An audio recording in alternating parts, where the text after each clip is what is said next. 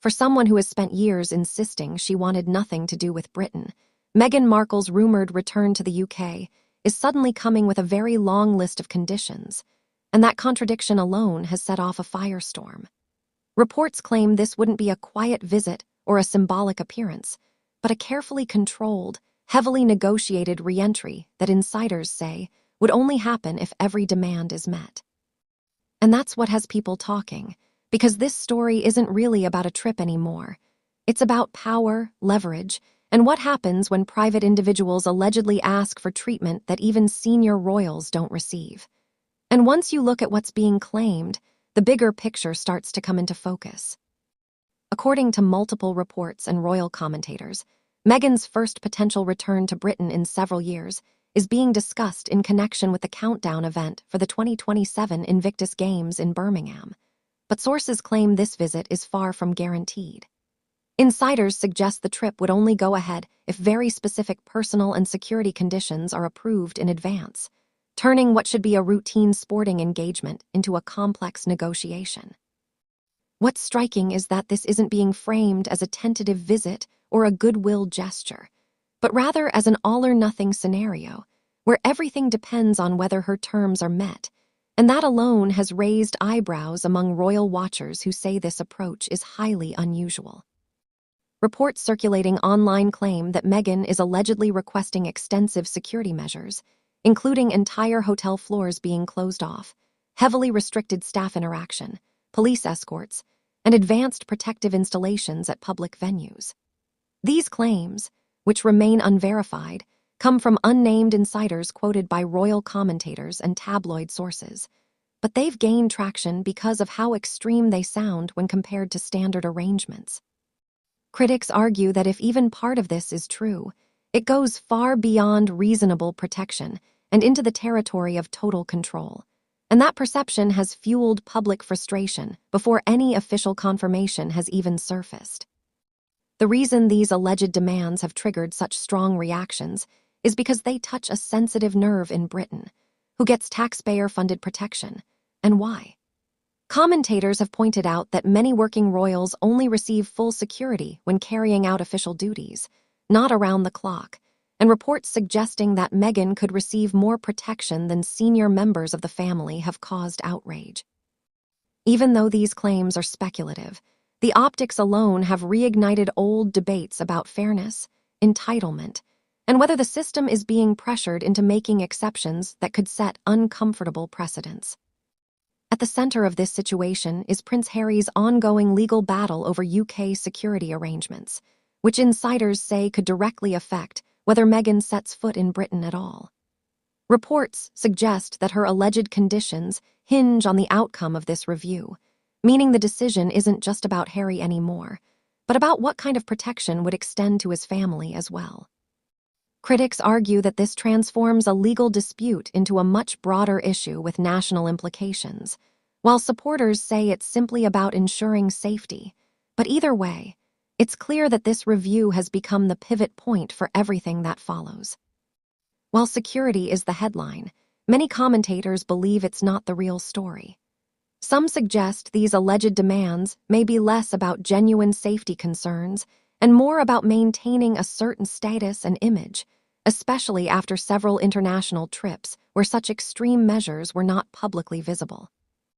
This has led to speculation that the conditions themselves may be serving another purpose, either to force concessions, make a statement, or create an exit excuse if approval isn't granted. Again, none of this is confirmed, but it's the theory that keeps coming up in online discussions. Another angle fueling debate is the idea that proximity to the UK still carries immense symbolic and commercial value. Commentators have claimed that royal association remains Meghan's strongest brand asset, and that a carefully staged return could reignite public attention at a time when interest has cooled. Critics argue that this would explain why the visit is reportedly being framed as non-negotiable, while supporters insist that returning to Britain would naturally require higher standards of planning. Either way, the timing has made many question whether this is about reconciliation, necessity, or strategic relevance. Some royal analysts have gone further, suggesting that the reported demands may be a form of pressure designed to corner decision-makers into compliance. According to this line of thinking, making the conditions extreme ensures that any compromise still results in a significant win. It's important to stress that this remains speculation, but it's gained traction because similar tactics have been alleged in past disputes involving security, media access, and public appearances. To critics, this looks less like negotiation and more like brinkmanship, which only deepens institutional resistance. Behind palace walls, reports claim there is concern about what such concessions could lead to long-term.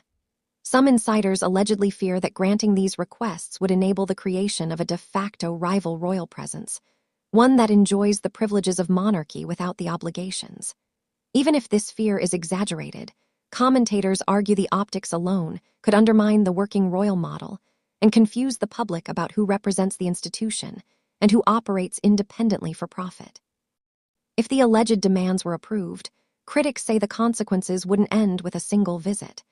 It could open the door for future requests, expanded protections, and expectations that extend far beyond Britain.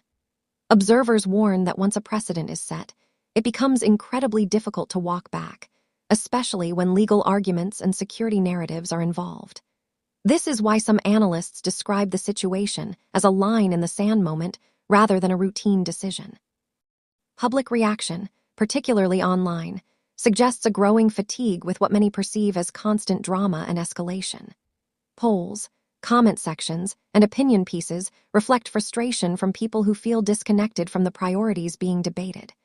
Even though not everyone believes the reports, the repeated cycle of demands, disputes, and media battles has left a segment of the public disengaged and skeptical, which may ultimately be the most damaging outcome of all. For Prince Harry, this situation could carry long-term consequences that go far beyond security. Analysts argue that every new dispute further complicates his relationship with both Britain and the monarchy, locking him into a permanent state of conflict. Some believe this path limits his future options, while others argue it's already too late to reverse course. Either way, the alleged demands tied to Meghan's return have intensified scrutiny on his legal strategy and broader goals. Amid all the noise, one unanswered question keeps surfacing. If returning to Britain requires this many conditions, does she truly want to return at all? Some commentators believe the complexity itself may be the point, creating a scenario where blame can be shifted no matter the outcome.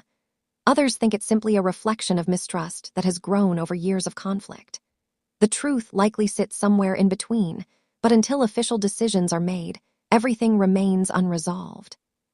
At the heart of this story isn't just a possible visit, but a broader struggle over power, perception, and precedent.